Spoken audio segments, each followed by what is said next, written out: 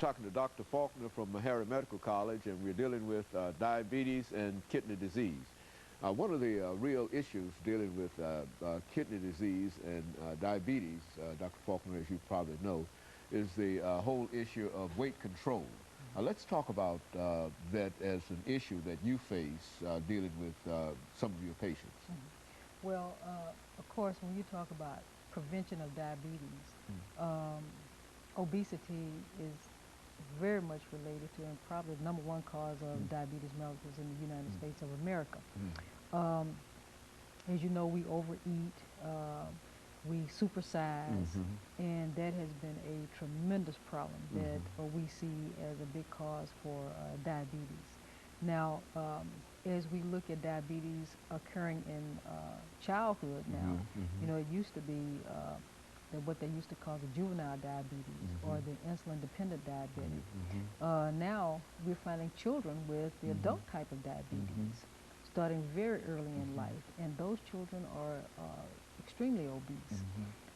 So if we wanted to prevent diabetes, which cost about $92 billion in 2002, if we want to cut that cost, if we want to control diabetes, we can start out early with diet and exercise. And of course, you know, they had cut a lot of the exercise out in the schools, and people don't walk, and people drive everywhere, including myself. If we go back to exercise, walking, I think that we can, and stop supersizing, then I think that we can grab some type of hold on the weight control and prevent a lot of diabetes. Just a little prevention in terms, if you're talking about something that costs $92 billion, if you're talking about very little prevention ought to be able to deal with that as an issue. You know. And see, that covers all of diabetes. That's all the home health visits, the hospital visits, the amputations that you get from diabetes, because diabetes is the number one cause for non-traumatic. That means not an accident causing an amputation, but just non-traumatic amputations.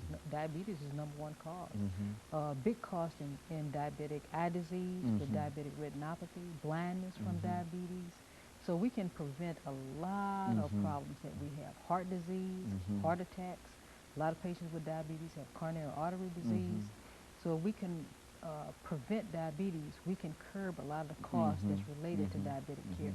And this would include medicine, hospitals, and the whole thing, just the whole medical bill that we have to pay as a nation. That we can really deal with that. Exactly. Well, it seems to me, well, do you believe that we are as actively engaged as a nation in trying to deal with prevention rather than simply to wait on something to happen? I think that we are. I think that a lot of people do understand that we need to cut back.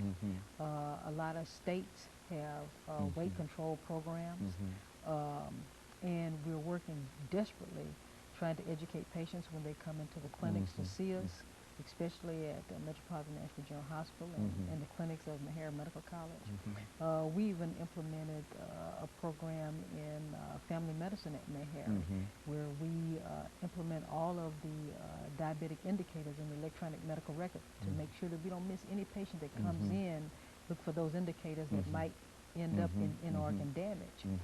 And so there's a real push on in reference to trying to deal with this as a disease to prevent diabetes. To prevent diabetes and to control the diabetes if you already have it.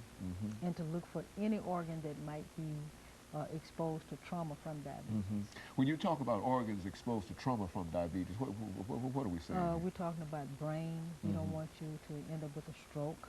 So we don't want you to have a high cholesterol, which could cause you to end up having a stroke, heart attack, a peripheral vascular disease where you would end up having to have amputations, or kidney disease, which you would end up on dialysis, or eye disease for blindness.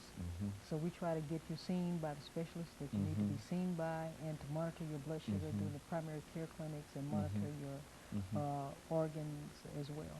Well, now, have we always had this interest in diabetes as a disease? I mean, have we always been that concerned about it as a nation or as physicians, as within your profession? Yes, we've always been concerned, but we never had this explosion of Okay, good. diabetics, you know, because we never had the obesity that we're seeing now. As you know, the obesity has increased over the past 20 years. 20 years ago, we didn't have all these obese people. And that is one of the major factors, you would say, dealing with diabetes. Yes. That if we could really do something to control our weight, just for the sake of health, health alone, that would impact how much we pay for these in order to deal with this disease. Yes, yes. It would definitely help. And so it would be cost effective in a real sense to go as far as we possibly can to eliminate. Now, Meharry Medical College also is associated with a clinic. Is it not a diabetic clinic where you? Yes, we do have diabetic specialists at Meharry. Well, you also, I think at one time you talked about having a center there for people who have to go on dialysis and et cetera. Why don't you say something about that center and how it's supported? For dialysis, so if you end up on dialysis, if you end up with an organ damage from diabetes or any other disease and you end up on dialysis, yes, we do have a chronic dialysis center at Meharry. It's a partnership with Dialysis Clinic Incorporated and Meharry Medical College, and we have a center right there on campus, and it's a very nice center. And it's open to people in the general area? Oh, yes. It's open to anybody who would like to come in, or is there some kind of special kind of health insurance that they have to have in order to take advantage of the... Yes, all patients must have some form of coverage to be in the center. The state does not pick up coverage unless you're under TennCare, okay, and the federal government picks up your coverage if you're under Medicare. But the cost of dialysis for a person to pay for it out of their own pocket is tremendous, so that's almost impossible to do. So you have to be covered in some form of fashion. You got to have some kind of coverage in order to be served in reference to that. And those individuals who might just so happen not to be covered, they're sort of what? They get covered.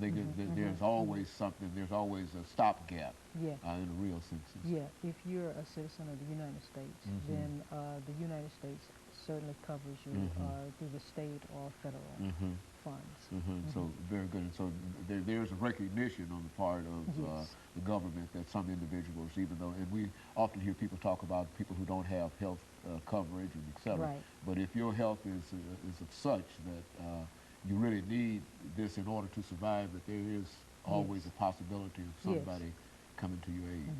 And we have people in place at Metropolitan Nashville General Hospital as well as the dialysis unit to help facilitate that coverage. Very good. So, and so the medical community is doing almost as much as they can possibly do in terms of trying to curb this disease, but without the assistance of individuals themselves, then there's not that much we can do. Yes, Is that a correct assessment? Yes. But that if an individual believes that he or she might be drifting toward that there are some things that you've indicated that they can do, because if they don't do these things, then the possibilities of them ending up on dialysis and et cetera is very great. Yes. So is that, yes, it is. It's very great. Very good. And of course, Dr. Faulkner, we've got about a minute and a half before we end this show for today, but do you have any final comments that you'd like to make in reference to some of the things that we've talked about? Well, you know, I think that we should watch our weight. We should exercise more. We shouldn't supersize. We should watch the fast foods that we eat and try to cut back on them. Eat fresh fruits and vegetables to prevent diabetes. If we have diabetes, then we should certainly monitor our blood sugars very closely. We should visit the doctor regularly, and we should make sure that we get our eyes examined have eye examinations once a year. Make sure we visit a dietitian or get some kind of diabetic counseling at least once a year. So we have things that we should do. We should monitor our cholesterol and our lipid levels once a year. So there are things that we should do, and certainly we should monitor our kidneys every year.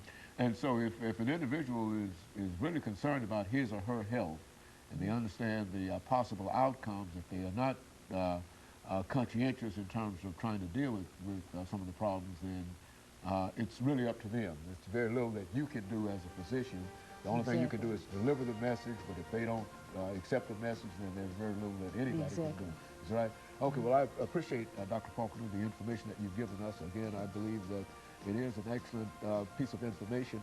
And let me encourage our audience to tune in again next week for another informative edition of Comments.